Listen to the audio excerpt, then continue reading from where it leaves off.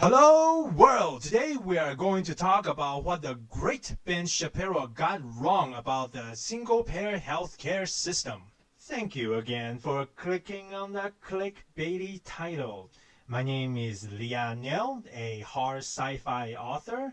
You can find my book, The Cyto Trigger, on the Amazon bookstore. Links below. On April 7th, 2019, presidential candidate Andrew Yang won the Ben Shapiro Sunday Special to discuss his 2020 bid for the presidency. It was a great interview. Ben went over many of Andrew Yang's positions in great depth, and they were so amicable that it's hard to imagine they are on the opposite side of the aisle. One point of contention between them was Andrew Yang's proposal for a single-payer healthcare system, and today I will show you what the great Ben Shapiro got wrong about it. Before I get started, I received a comment suggesting that I should lose the silly cartoon avatar because it would do better for my brand. I assume it's because it's more effective to address the serious topics with more dignity. However, I'm a silly person by nature, so I do have a propensity to pick my nose at the most serious topics. So let me know what you think. Should I keep the avatar or lose it? Please leave a comment below. First, you might ask, for somebody that is as intelligent as the great Ben Shapiro, may I call you Ben? I'm just gonna call you Ben. You might wonder, what could Ben possibly get wrong? Well, not much, really. Oh, and the link to Ben's interview is in the description below. For those that don't know, Ben's wife is a doctor, so he is familiar with the medical industry.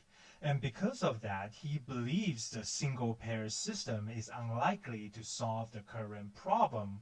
He sees the single-payer system as a means for collective bargaining to drive down the prices of services and prescription drugs.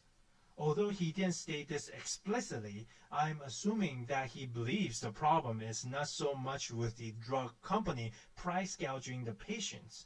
The real problem lies with the limited supply of doctors. The scarcity of doctors is caused both by the medical licensing restriction, which prevents the relocation of doctors, and the cost of training a qualified practitioner. These two factors hamper the distribution of this very scarce medical resource. And I agree, without a licensing and medical training reform, moving to a single-payer healthcare system alone will not make much of a difference compared to the current system. But the problem with the scarcity of doctors is compounded by the overwhelming demand and the price insensitivity of the patients. And Andrew Yang touched upon this briefly, and too briefly in my opinion. Price insensitivity is a huge problem. When you think you're dying, money isn't the first thing on your mind. So let's put this together. Limited supply of doctors plus price insensitivity of the patients equals major inflation.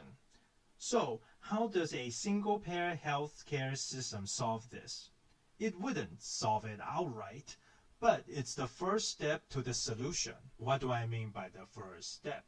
Well, a single-payer healthcare system will set up a list of every treatment to which every American should have to stay healthy and productive. For example, the system might cover dental hygiene once every 6 months, or colonoscopy once every 5 years after 35. And having this standard where everyone is on the same starting line and knowing exactly what are absolutely necessary and what are superfluous will help curb the demand. Now, some of you might ask, don't we have that already in our system? Well, yes, but every provider have their own list, so there isn't a standard one.